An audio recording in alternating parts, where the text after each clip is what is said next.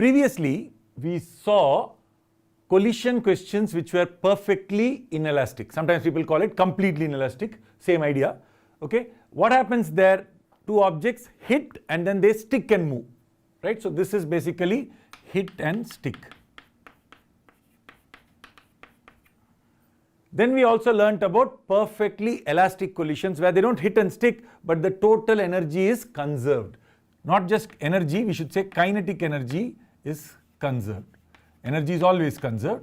Here kinetic energy is conserved. So total kinetic energy before and total kinetic after the collision remains exactly the same. Now we are going to look at questions where the situation is partly inelastic. You can also call it partly elastic because it's partly inelastic, it's also partly elastic. Let us look at all of these. In fact, we will also see some more types of collision little later. But what you have to understand is in all situations, momentum in the beginning is equal to the total momentum in the end. So momentum is neither created nor destroyed.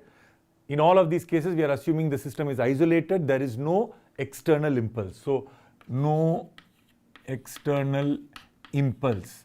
That means either it is no external forces, or sometimes there could be external forces which are not very large and the time is very short. So either way, whatever happens, there is no external impulse. There are internal impulses. When this fellow hits that fellow, there is internal impulse, large impulses, but that doesn't matter because you only care about external impulse. So because of that, the total momentum of the system remains the same. So whatever momentum this guy has is getting redistributed. This plus this is getting redistributed, but it is not getting created or destroyed. Now that is common across all collision problems, so all of them have to satisfy that. In addition, that's not enough. So in addition, here we say that these two fellows hit and then they move together. Here we say these two fellows hit, they don't move together, but instead they have a condition which is that kinetic energy is conserved. Now what happens in these kinds of situations? Before that, let us try to understand what is a collision question typically. So here I'm going to start with two masses. Just for simplicity, I'm going to say both have the same mass m, and let us say that this fellow has a speed of 10 meters per second. Okay, so let's make this capital M. And this fellow has initially 0 meters per second. What is the total momentum of the system? M into 10. Okay, now when they come and they collide, at the instant that they collide, so this is the collision starting time. What is happening during collision? This guy is exerting a force on that fellow. That fellow is exerting a force on this fellow. I'm going to call both of these capital F, magnitude wise opposite direction. Right? So the forces are equal and opposite, Newton's third law, that tells us that. It is going to act for some amount of time, but because this keeps pushing and the rest of the ball keeps coming closer, what is going to happen after some time is that this will basically become like this. Right? This will basically flatten out. Now this is the point where I'm going to claim is the maximum flattening out. So at the time of maximum flattening out, so if this is the maximum flattening out, what happens? It is not going to flatten out anymore. So at that point, both this and that will have the same speed. So we call this maximum deformation. Till then, this force F acts. F may not be constant, okay, but this force F is pushing, this force F is pushing. All problems, perfectly elastic, elastic, doesn't matter. All these problems will definitely have this situation. So from here till there, it is deforming. Okay. Now there is an impulse of deformation. So suppose I told you this took like t1 seconds, then you can say impulse of deformation is F times t. I know this may not be right, F times t1. Why is this not right? Because you see this F may be changing, so I'll have to write integral F dt, which I'm not going to do right now. This is just for our understanding. So is that clear? Impulse of deformation is F times t1 till here. How much do you think will be the common velocity? That's easy. M into 10, so you know that 10 times m must be this fellow plus that fellow. Both of them have a common velocity. We'll call it Vc, right? This mass is still m, that mass is still m. So m into Vc, so 2 mvc must be equal to 10m. So what is Vc? 5 meters per second. Both fellows are going at 5 meters per second.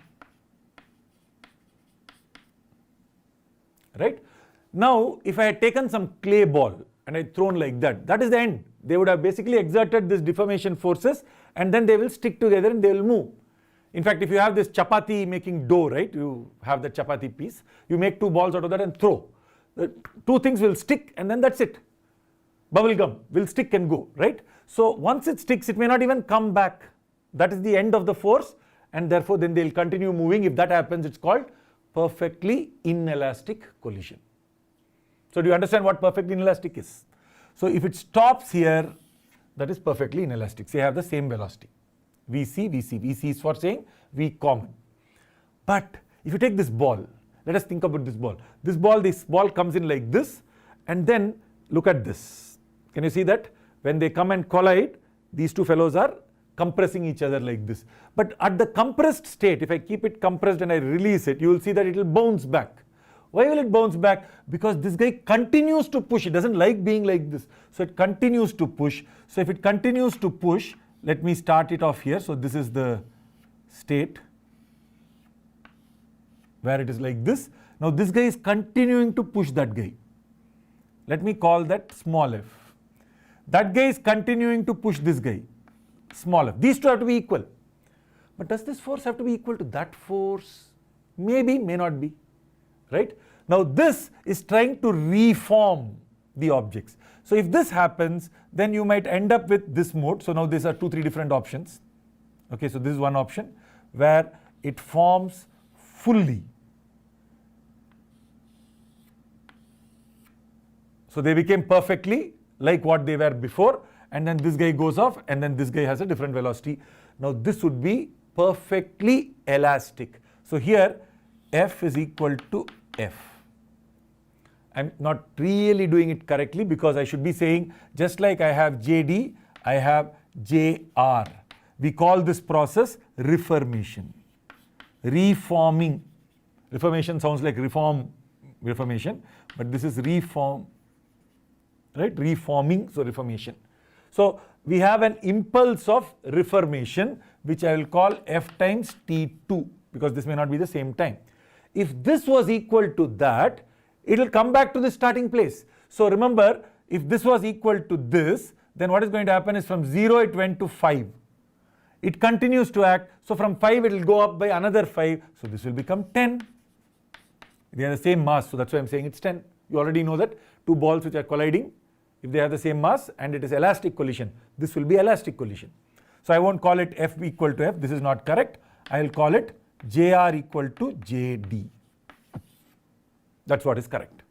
Okay? But you can understand it as if this force was equal to that force at every instant. These things are such that when it was compressed to one extent, this pushes as much as it would have done when it was going forward as when it is actually separating out. So if the reformation impulse and the deformation impulse happens to be the same, then this guy will fly off with 10. But notice this guy went from 10 to 5.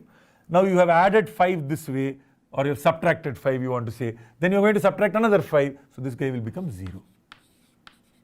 Do you see why it becomes 0?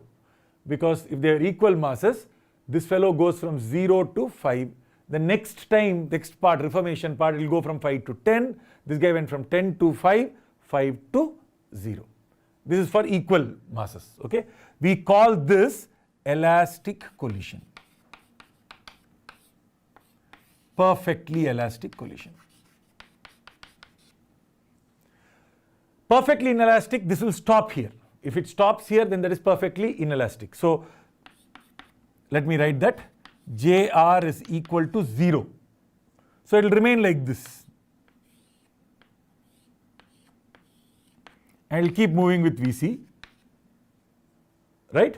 This is perfectly inelastic collision. So that is the first type. Then the third type. Now there is F, but the F is not as large as capital F. So for example, JR and JD not equal. JR is not 0. JR not equal to JD. Then what is going to happen is after they have separated out, what you might get is that this guy was slightly dented this way. So this is not completely reformed. And similarly, this fellow had a small dent. Notice that this is not as big as that. Okay, it's not as big as that, but it has come to some position like that, right? And now this guy is moving with some velocity. I don't know what it is, but maybe this went from 0 to 5. This is smaller increase than that. So let us say that this increased by 3. So what will happen? 5 plus 3, so this will become 8 meters per second. I took equal masses, so that makes life easy for calculation. But then if this increases by 3, remember this must be equal, right, on this side. So this must decrease by 3. So from 5, if you decrease by 3, what will happen? This will become 2 meters per second. Notice something. If this increases by 3, this must decrease by 3. But overall, you have mass into 8, mass into 2, mass into 10, mass into 5, mass into 5, so mass into 10, mass into 10, mass into 0, mass into 10, mass into 0, mass into 10, mass into 10. Momentum is conserved everywhere. Okay, but this case, energy will be less than before. In this case, energy will be the lowest. So what happens in this case when you have the maximum deformation is that at that point, some of the energy is stored as elastic energy. Well, if it continues like this, then that's the end of it. It has become heat energy. But if it basically bounces back, part of the energy will come back here. If it bounces back fully, nicely, where this is equal to that, then you will have complete conservation of kinetic energy. So I hope the basic idea is clear, right? So this is the process that happens in every collision. Now, we can write down, based on all of this, we can write down something interesting. Look at this. Impulse of reformation is not equal to impulse of deformation. But that means maybe these two forces are related by some sort of ratio. Many situations, these two forces are related by some sort of ratio. And we write it like this.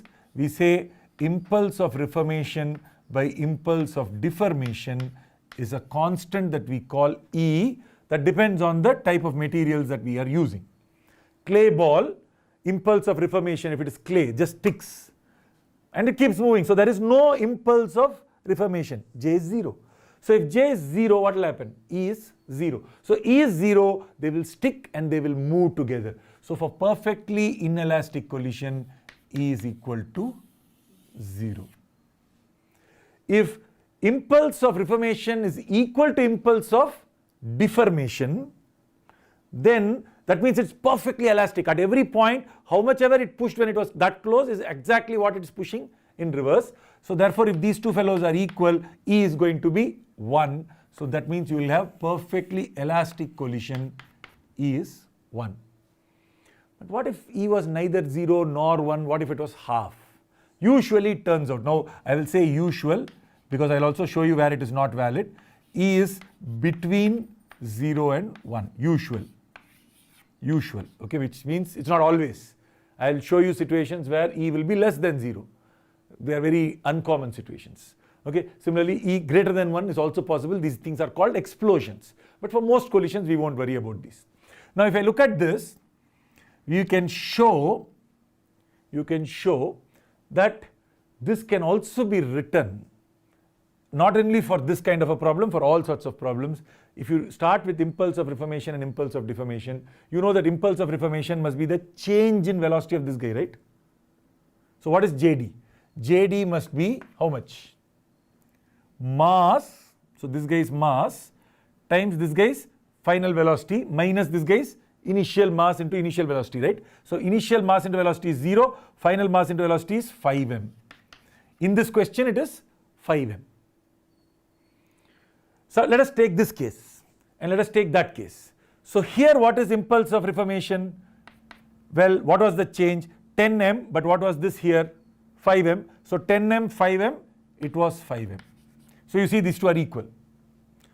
Here of course it is 0, so no big problem. What about here? 8m, 5m, so what is it? 3m. So here impulse of reformation was 3m, impulse of deformation was 5m. So for this particular situation, for this question that I have assumed, what is E? E will be 3 by 5. But interestingly, what is the change in velocity?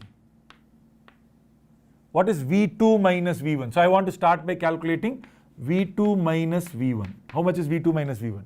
8 minus 2, 6. What is U2 minus U1? 0 minus 10, minus 10. If I take this ratio, V2 minus V1 by U2 minus U1, and I put a minus sign in front, what do you get? Minus of 6 by 10, which is actually 3 by 5. Notice that this is equal to E, correct? We calculated E and you can see that this is equal to E. You can show in all cases that E will turn out to be V2 minus V1 by U2 minus U1 with a minus sign. Okay?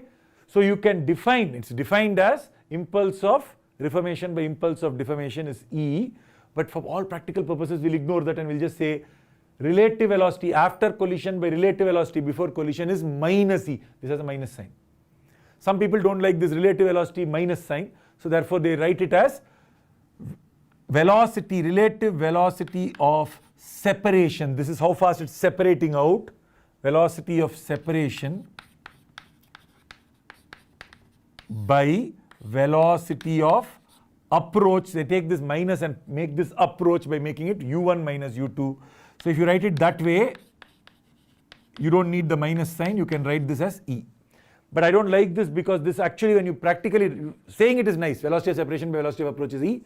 Practically, you will have to do V2 minus V1 by U1 minus U2, so that's confusing. Which one is 1, which one is 2 won't be clear.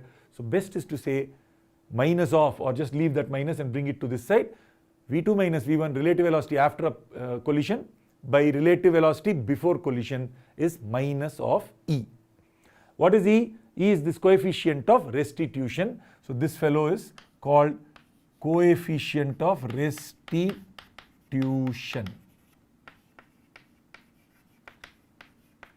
That is E. Okay? So we can use E, and by the way, Newton came up with this as an experimental observation. All of this argument tells you that you can define something called JR by JD, you can even prove it. But that there is a constant called JR by JD is an experimentally verified fact, right? So you'll have to look at various materials, collide them and see whether this actually even works. It does work. So practical observation says that this coefficient of restitution is a very useful quantity for many, many different types of materials. So once you know that coefficient of restitution, you can use that for collision questions. So very simple. If E is 0, perfectly inelastic. If E is 1, perfectly elastic. If E is neither 0 nor 1, then it is partly inelastic, partly elastic. So you can use that.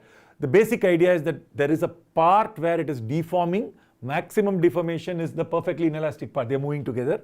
If after that there is continuous force, then it is going to either enough force for you to get back to the original state, in which case kinetic energy is going to be conserved. If you don't get back to the original state, in which case you would have not gotten, you would have got separated, but you're not moving together, but you have not got back to the original state like this, in which case it is partly elastic or partly inelastic.